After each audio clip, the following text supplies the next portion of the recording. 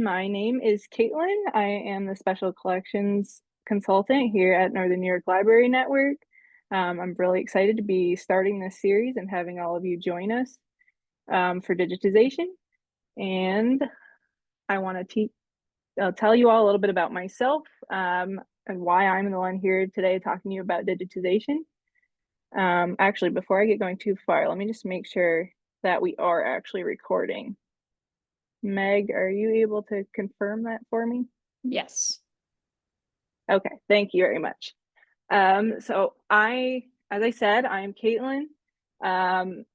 I grew up in Northern New York State, actually in Franklin County, and I attended SUNY Potsdam to do my undergraduate work, where I accidentally fell into history and local history and found that I absolutely loved it. I decided to pursue my master's degree at Simmons University for archives management, which is like a concentration within their library science program. After that, I have been a practicing archivist ever since. My first job out of grad school, I was a collections photographer for the Northeast Document Conservation Center. So I learned a lot there about cultural heritage photography, all the formal specifications, things like that. Then after that, I went and worked for a private historical society in Massachusetts, where they actually, one of the big projects they had me do was to set up a digitization program from scratch, which you can see me in the slide working on one of the bound ledgers and figuring out how to do the process and document it there. Most recently, before I moved back to New York State, I was an academic archivist for a liberal arts college called Occidental in California. I always love to keep my skills sharp and learn new things. I think it's maybe just the librarian thing. But I most recently in January completed a certificate to be a digital certified digital archive specialist through the Society of American Archivists. And you may be wondering, well, what the heck does that mean? That means I took a bunch of classes and exams to become more knowledgeable about how to care for digital files. I started with Northern New York Library Network this July. I'm very grateful to be here to support the members with their special collections. And when I'm not at Nylon, I run my own business, providing archival consultations and digitization services to individuals, families, small institutions, museums, things like that. So what are we going to be talking about today? I'm going to give you a little bit of background of how this series came to exist in the first place and what our goals are in presenting them. We're also going to talk about digitization kind of broadly, and then how it is a little bit more specialized for cultural heritage and special collections. We're also going to consider the reasons it might be a good idea to digitize materials, or maybe there's other steps that you could do first that would be a little bit better. Finally, we're going to talk more about the webinar series. So what can you expect? What ones might you be interested in, to get a little bit better idea of what you can expect. I am planning to leave time at the end for your questions, but please, if you have any burning questions, we're a pretty small-ish group. Feel free to drop them in that Q&A box, and I'm going to try to check them when we kind of hit natural breaking points in the presentation to address them, so you don't have to wait too long before we're off topic to get those addressed. I think with that, we'll dive right in. So why are we offering these courses? And why was I brought on to Nylon to do these courses? I think that's a great question to start with as we kind of ease into this today. For those of you who attended the fall member meeting, please bear with me because this is going to be a little bit repetitive, just the first couple slides. Whenever archival trainings have been offered, there's been noticed, especially by the Nylon team and working with members, that they're always full, whether it's through other members of the Empire State Library Network or the Digital Heritage and Preservation Services of New York. So that shows us that there's a lot of interest for these types of activities.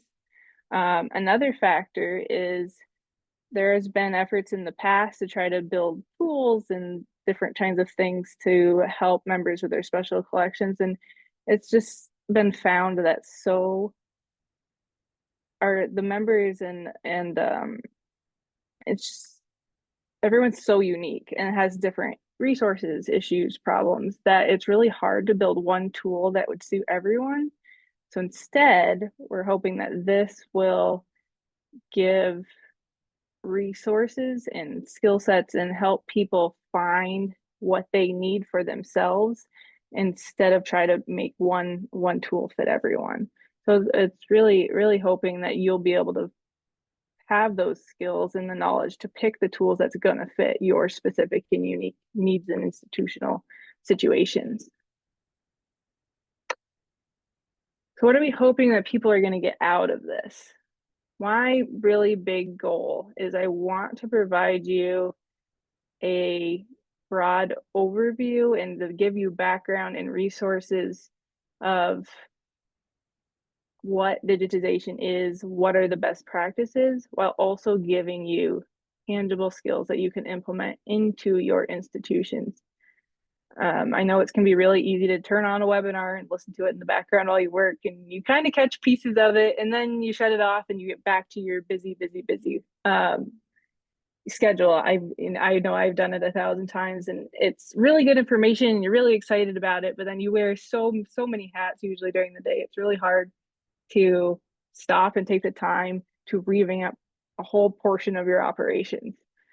So the goal of this is that you get that background while also hopefully picking up at least one tip or trick or piece of information that you can bring back and implement today. I mean, today's an overview, but into your institution easily.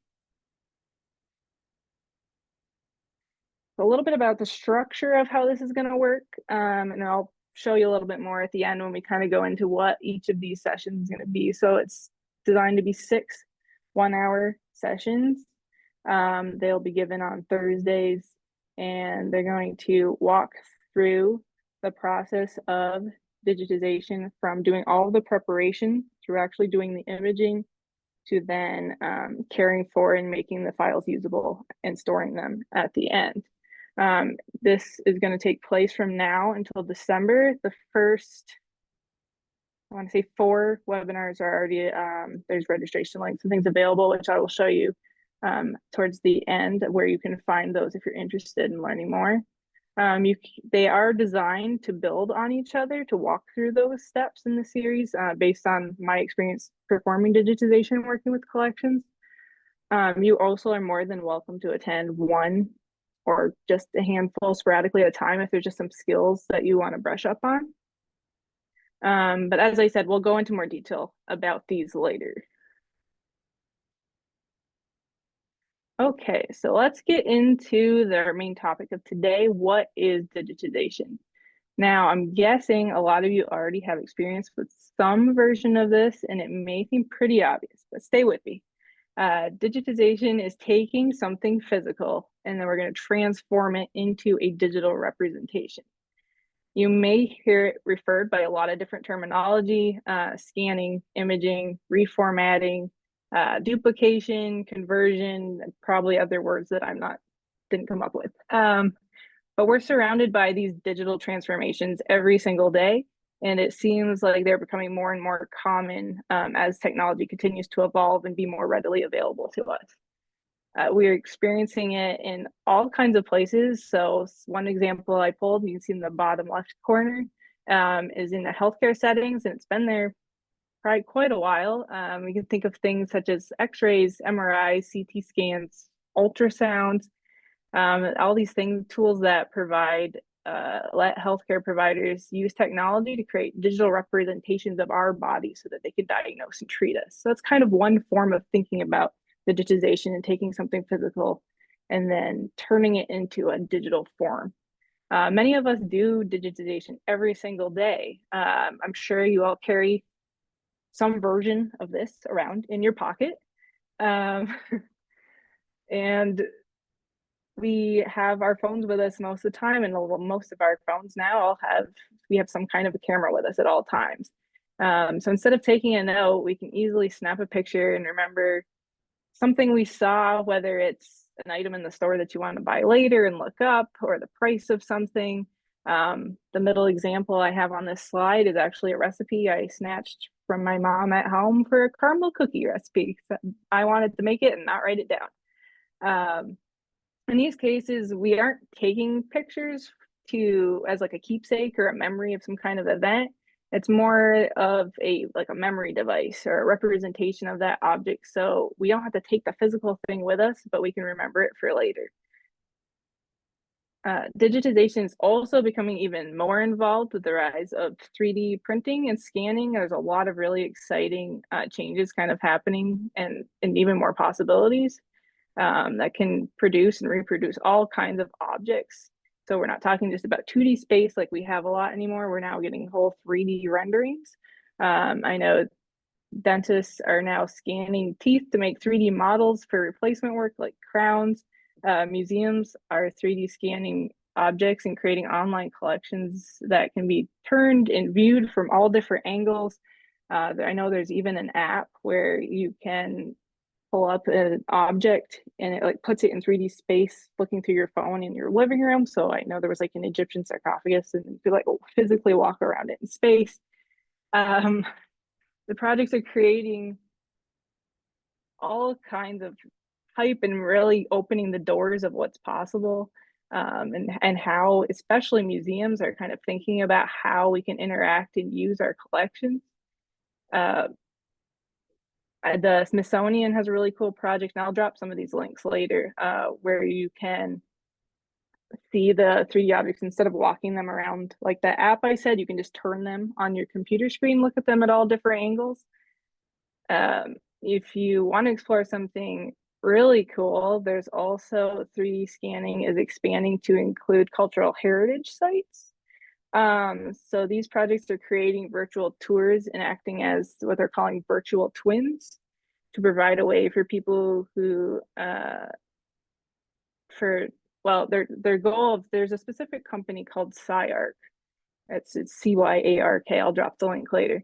But they're actually 3D scanning cultural heritage sites that may be in danger because of natural disaster, wars, other kinds of,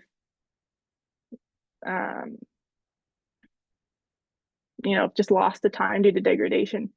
But they are 3D scanning cultural heritage sites, and it's really, really cool to see the work that they are doing, and it's allowing people who may have never seen it to be able to experience it, at least online, preserve it for the future.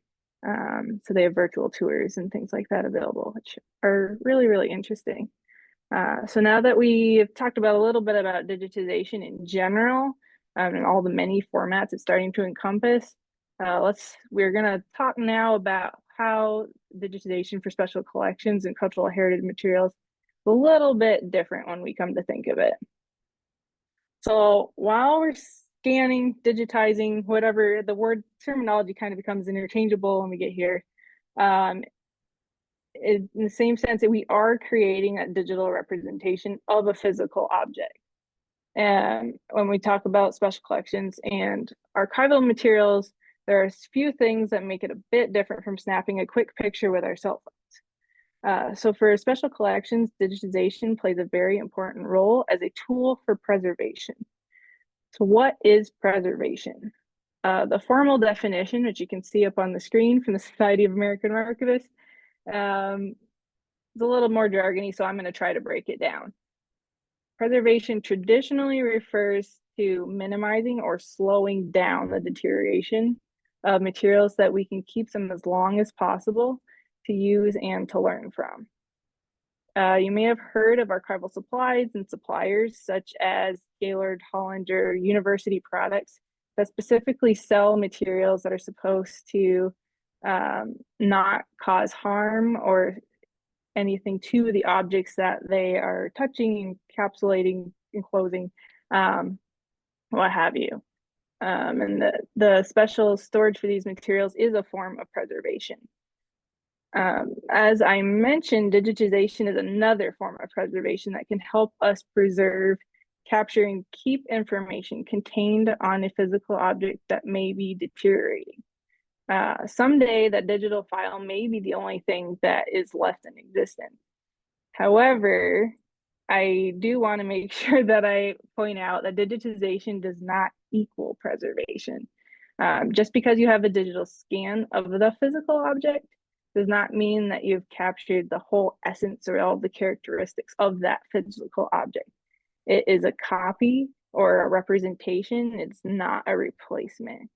While technology is getting pretty smart and sophisticated, think of how many components and human senses that a camera just can't capture. So, including some researchers will be very interested in. That could include everything from what the paper is physically made of on maybe a bound ledger, the type of ink that's used, how something actually smells. I mean, someone made that all tells us a piece of the story, and it's just something that our cameras can't capture. So that original object is always important and is not fully captured when we take a scan or an image. By digitizing, we are also creating a brand new file or sets of files, depending on what we're scanning, that's going to be added to our collections. So like our physical collections, these new files have to be cared for and maintained and require time, resources to, we're adding to our collections. It's not just keeping the same thing that we already have, it's making more. So what kinds of things can be digitized? Almost anything, depending on what kind of resources and skills that you have available. Some items that are particularly difficult to handle, maybe because of their condition or their size or very specialized format, may need more expertise or specific equipment in order to work with it. Some categories of materials that you may have in your collections are reflective. So that includes things the light bounces off when we look at them. So manuscripts, printed materials, bound works, photographs, maybe oversized things like maps. We also have transmissive materials, which are things that light pass through. These are kind of words that us photographers like to use. I'm not sure how frequently they're used other places, but so that could be film, glass plate negatives, maybe slides. Also audio-visual materials. So you may have some kind of like wax cylinders with audio on them, cassette tapes, silent or audio reel film, VHS tapes, all those fun things. And then actual 3D objects. For the sake of this webinar series, we're going to focus on the first two because I have more experience with them is one reason, but a bigger reason, the reason that I really wanted to is because it seems like items that people most likely definitely have in their collections. Most people have some kind of papers, photographs, maybe slides, film as well. They also are materials that are more manageable to handle, and you may be likely to either have or have access to equipment to actually work with them yourself. The safety of material is going to always be our first priority, no matter what we're doing. Coming up with plans to safely make sure materials are handled throughout the whole process is one of the most important things that we will do. And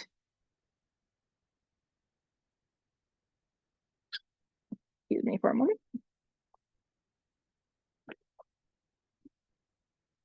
So that's what we'll focus on, the safety of materials, and then also working with those that are likely, as I said, I want you to come away with tangible skills. So we're going to focus on those that you may actually have and have the equipment to work with. So digitization can look different when you go from institution to institution, depending on what kind of resources people have. Some institutions will do what they can in-house, while others will work with a professional vendor. And then a lot of us will fall somewhere in between, where we do some things ourselves and other things that are a little bit more complicated we may send out and get some help for. So what I'm getting at is that there is no one way that you really have to make these digital representations, but there are certain guidelines set out by the cultural heritage field, archives field, museums, that we will be reviewing and figuring out what they are and what they mean, so we can try to align with them to get the best quality product we can and keep our materials as safe as we can. So in this webinar series, we're going to assess what resources you have in-house and the skills you have now, evaluate how it aligns with those best practices in the field, in order to create really good quality reproductions that are going to be great for you to work with, share with patrons, and however else that you may want to use them. So before we move on to some reasons we may want to or not digitize, I'm just going to check and see if we have any questions or the Q&A.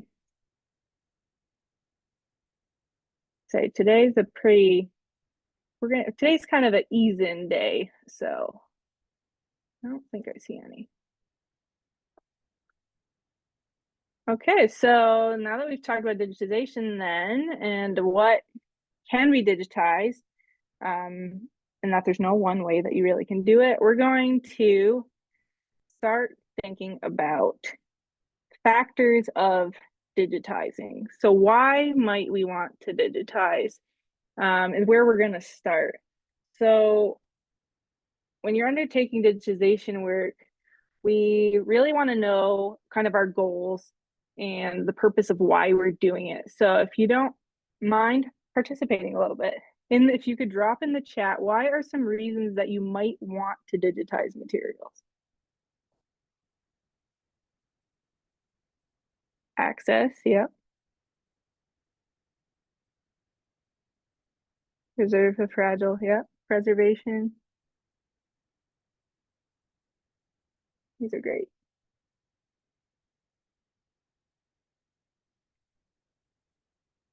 Record history. A lot of preservation, yeah.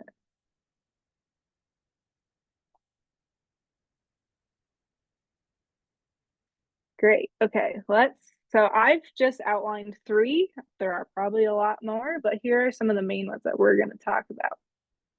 So as a lot of you pointed out, access is a great one.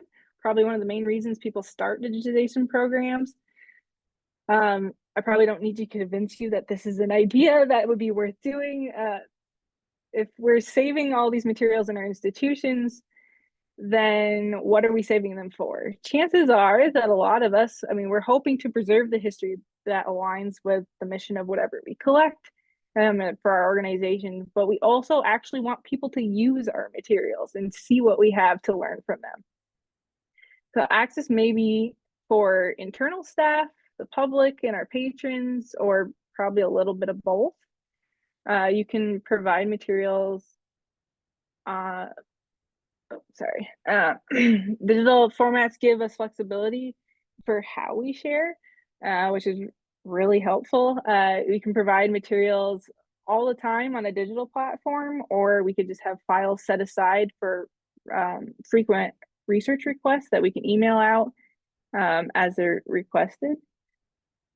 The use of metadata and other types of information that we can embed in our digital files can allow us to discover materials in new ways, group things in new ways, and can also, we can make new collections and group things in different ways, bring collections together in ways that we couldn't with the physical. So those are really, really good tools for us to have. Other technology like optical character recognition allows us to do even more in-depth searching, to be able to make whole pages searchable instead of just whatever metadata a staff member may have entered or assigned.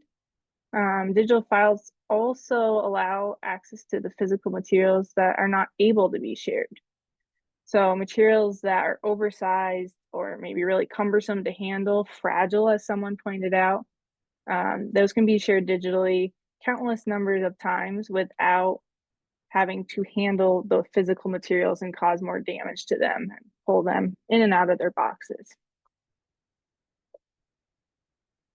Another great point that many of you brought up, preservation. using digitization as a preservation tool is another big reason a lot of us want to use it. By digitizing, especially if materials are captured over time, staff can evaluate how they're changing and deteriorating over time to help care for them. Conservationists do this all the time. When you see they do like before and after treatment shots just to show what it looked like when they started and what it looked like after they did their repair or mending. So, this can also be useful in-house to see how things are changing over time.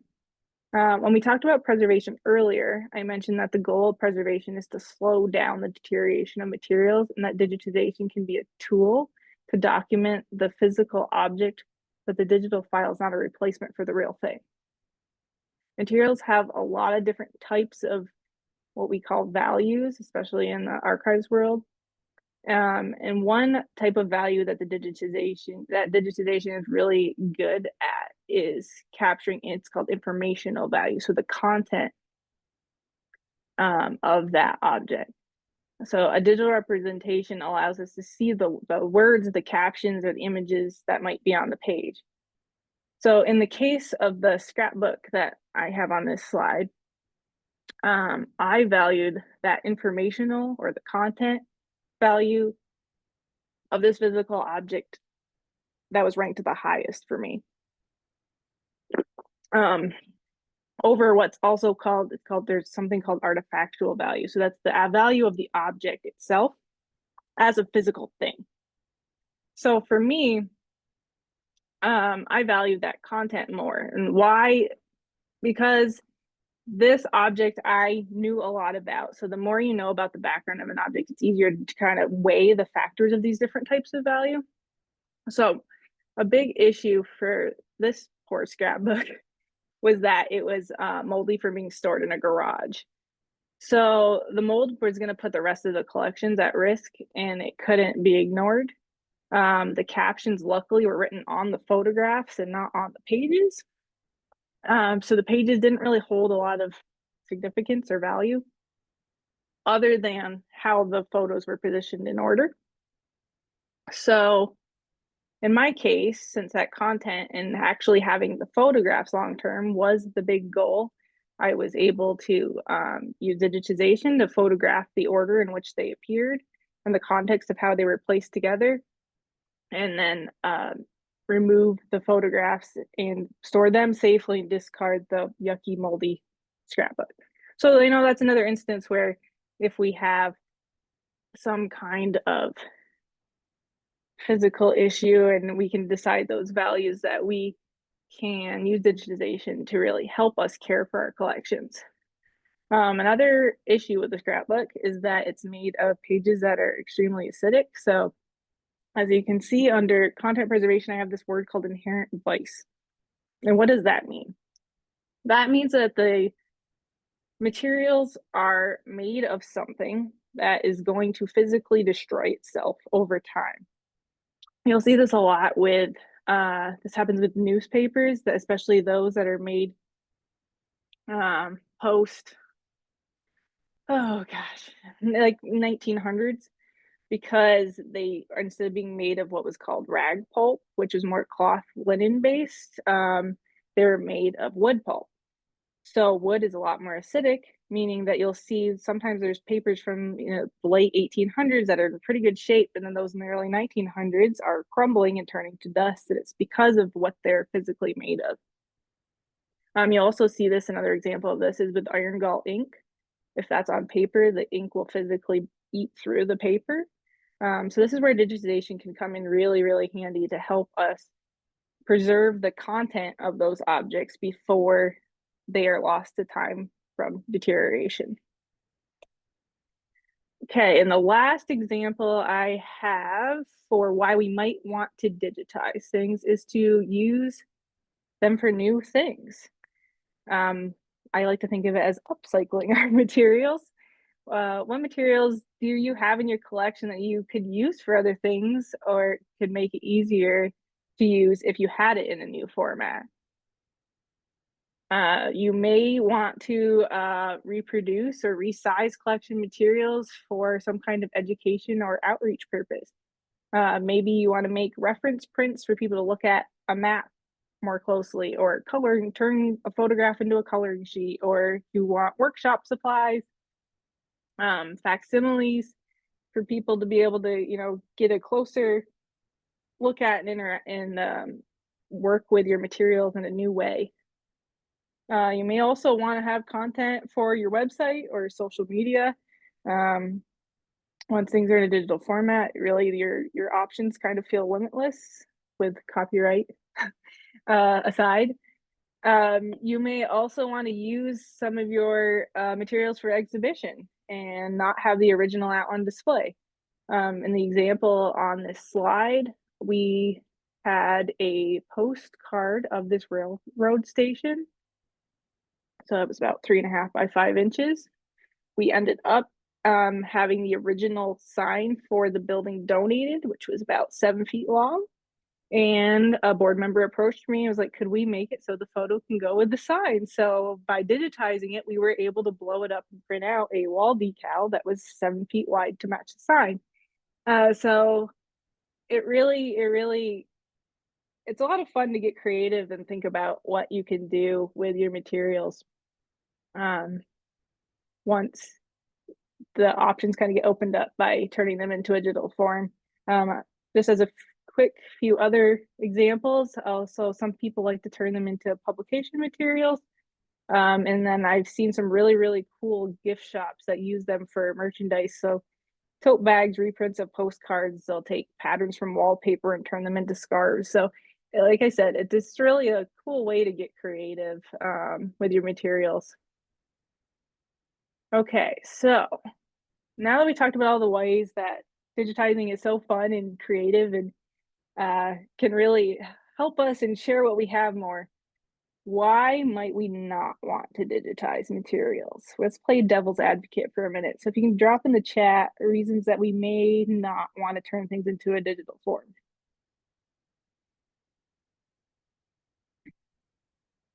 Privacy issues, copyright, yes, very good.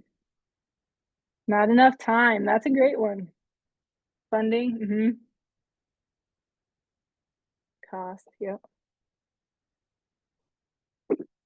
So it requires resources to manage, absolutely.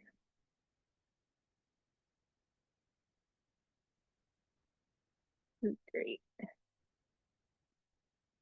All right. So again, I picked 3 examples. Everything everyone shared is also, if I don't hit it directly, absolutely. I 1000% agree.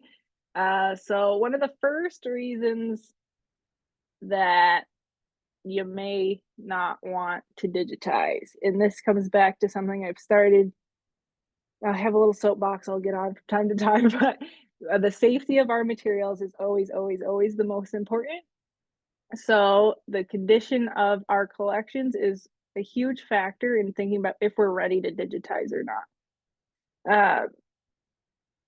As we talked about and someone pointed out in the chat, we are making brand new files when we digitize something.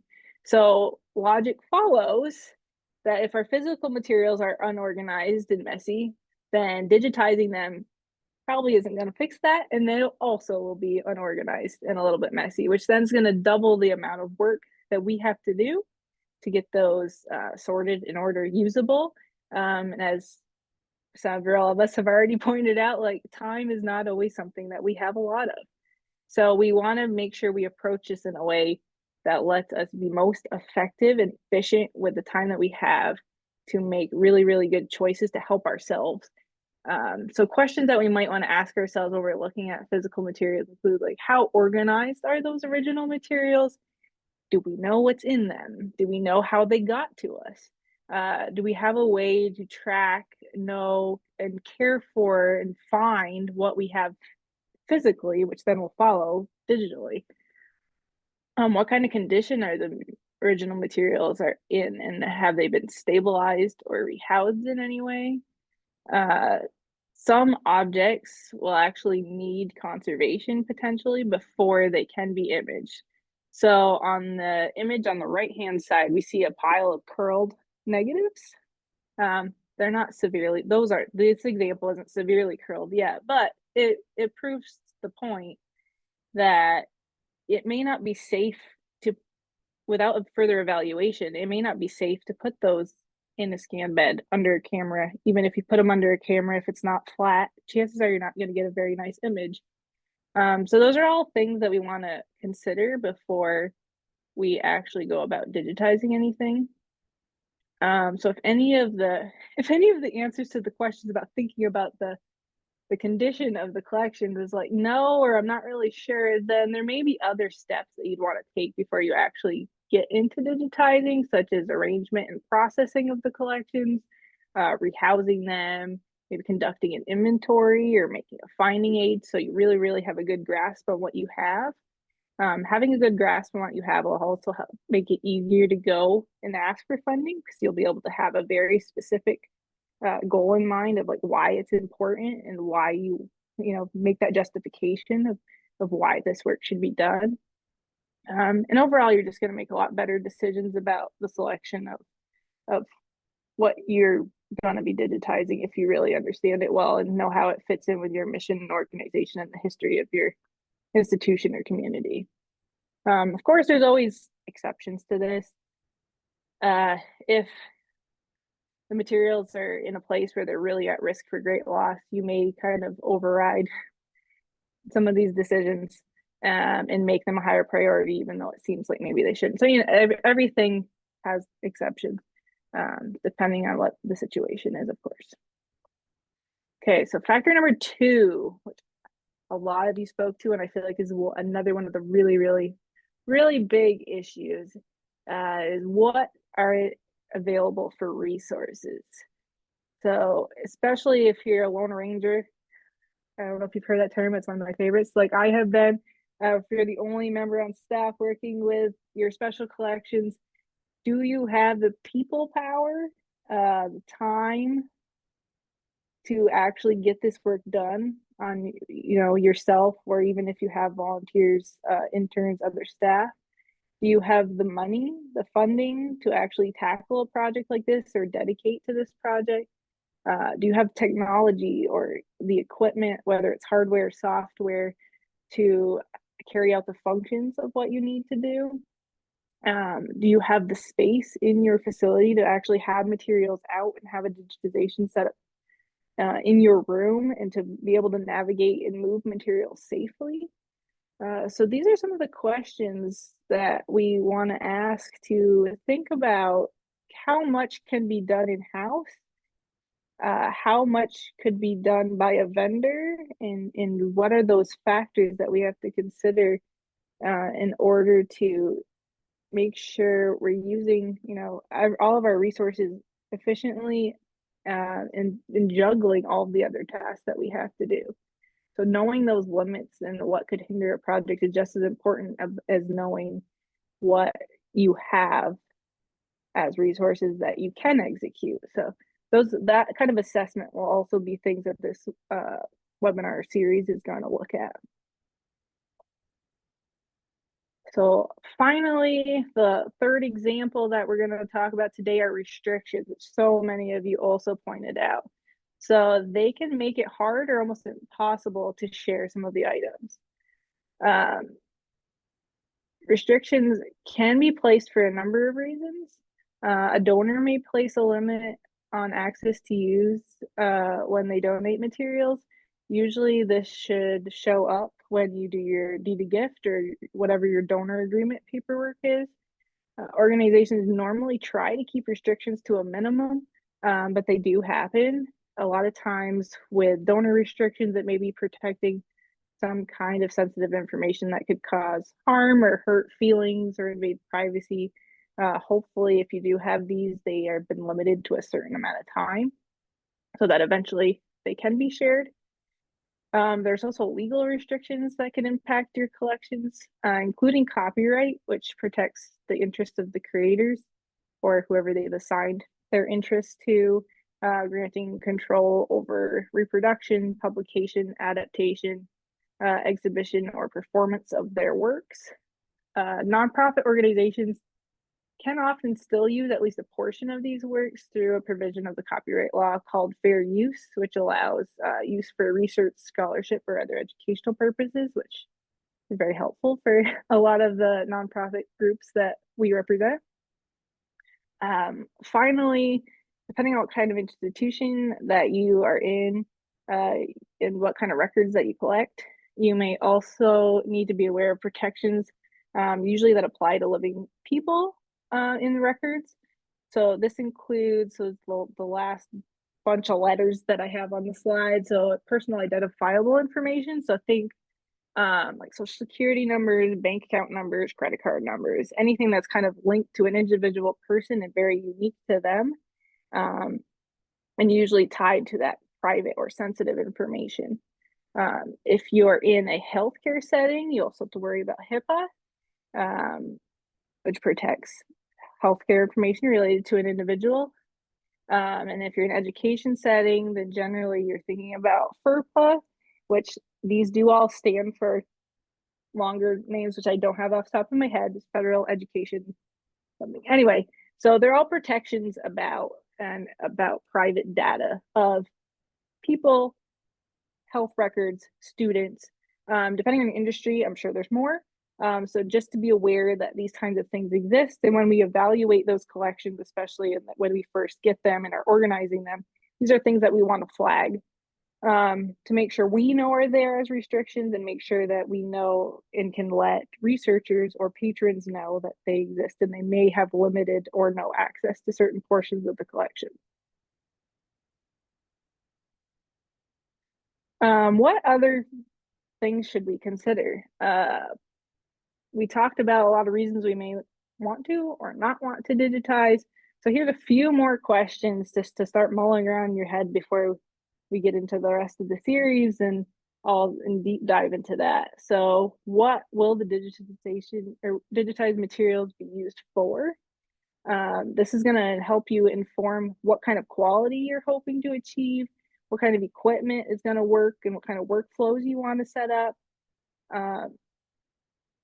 You may just want quick reference photos of the content. You may want archival quality for longer term storage. So that'll help you shape the way you think about all of that. What's interesting or unique to your organization? As we talked about, resources are often limited. So how do we maximize those? So chances are you're going to want to prioritize materials that are unique to you and that somebody else doesn't have and is already putting up. You're going to want to really choose those materials that tell your story. You're the only one that maybe has them. And what are researchers interested in? Now, this is kind of a two-part point. So you can be informed by what people are already asking for and what's popular at your institution, but you're also going to want to think about, going back to like, you're the content experts for your institution. So what is unique to you and what's really good at your institution? And like, if people knew it was in your collections, maybe you don't have a way to tell them about it yet, but if they knew it was there, would it be popular or would people want to look at it? So those are a few more additional questions to think about. So we're kind of hitting the end of another section. So with that, I just want to see if there's any questions. And I don't see any, so let's keep moving. Okay, so what's up next? So that's kind of our overview of digitization for today. As I said, a lot of the webinars are going to get more in detail and more in depth, and that's what I'm going to talk to you about now.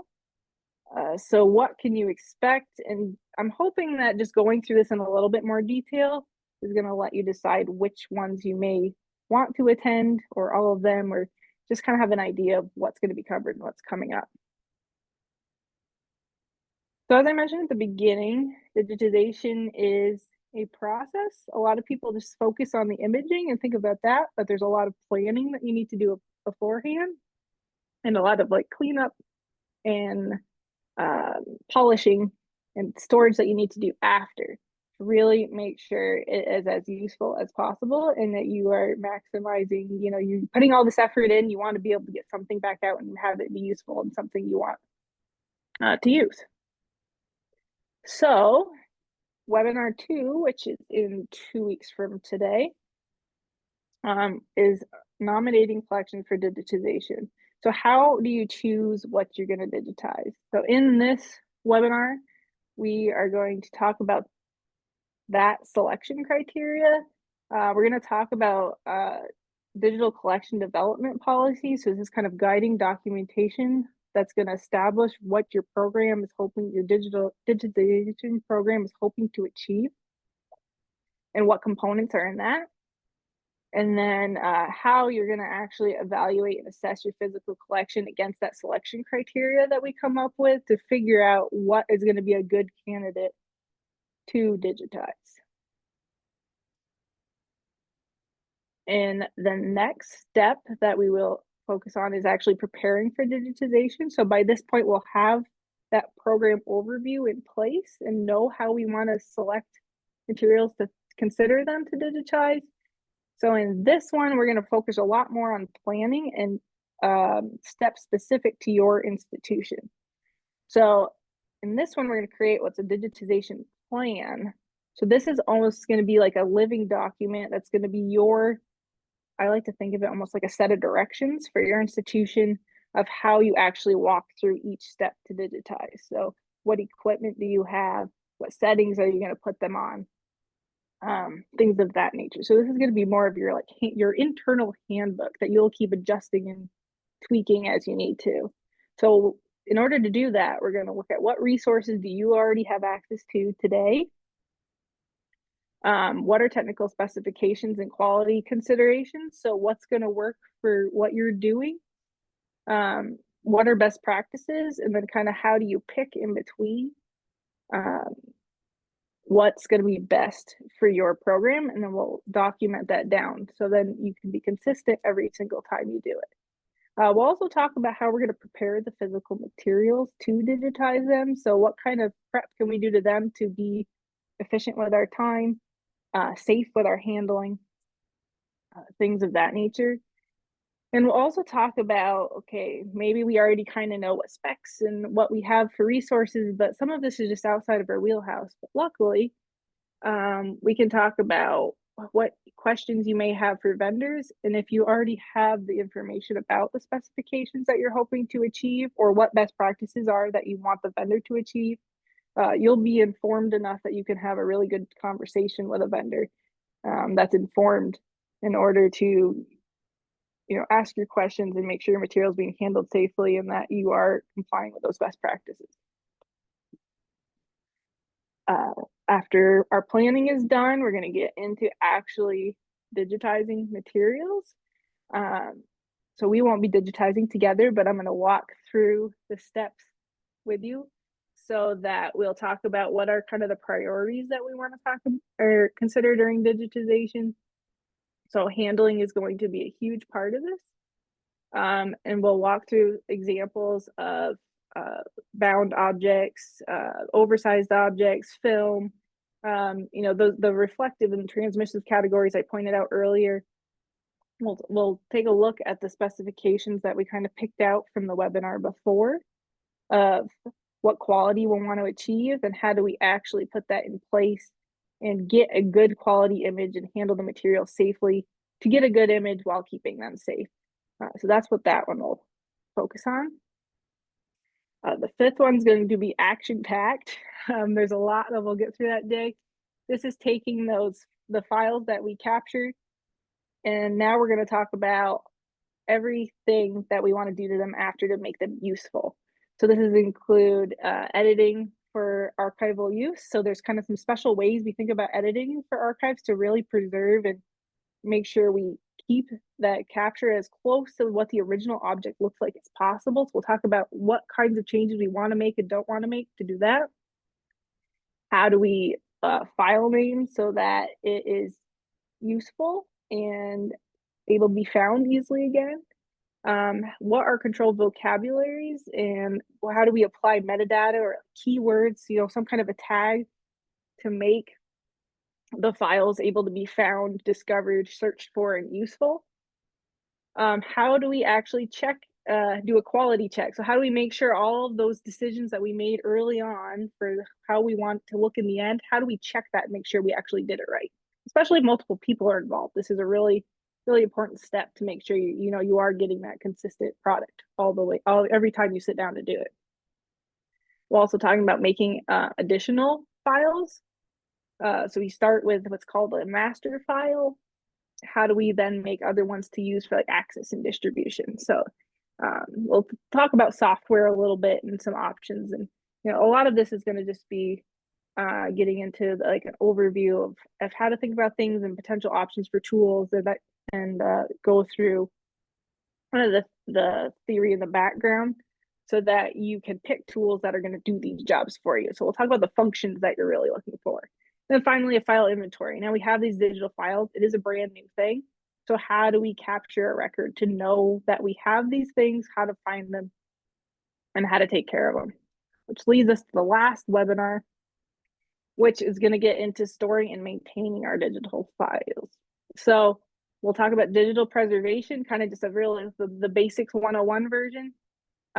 What kind of functions that we want to do in digital preservation, keep our files safe and make sure we can open them 20 years from now, how we can find them. And then we're going to look at two really cool tools that I've used in other webinars I've actually attended. One that's going to let you take a look and assess what your capabilities are now and kind of where you want to aim to go. And then also what kind of tools you can use to do this work, and then you can kind of pick whatever ones work best for you. So just as a recap, we talked about what is digitization in kind of a brief way today. We also talked about all the reasons we may want to or may not want to digitize and started thinking about those. And we also just did a little recap of what to expect for the rest of the series. So if you're feeling overwhelmed, which I hope you're not, here's a moment to pause and remember. I like to take a minute and just to start where you are, use what you have, and do what you can. And we're going to keep doing this over and over throughout the presentation, because you have to start somewhere, and bit by bit, you're going to make it better. And that's what you have to focus on.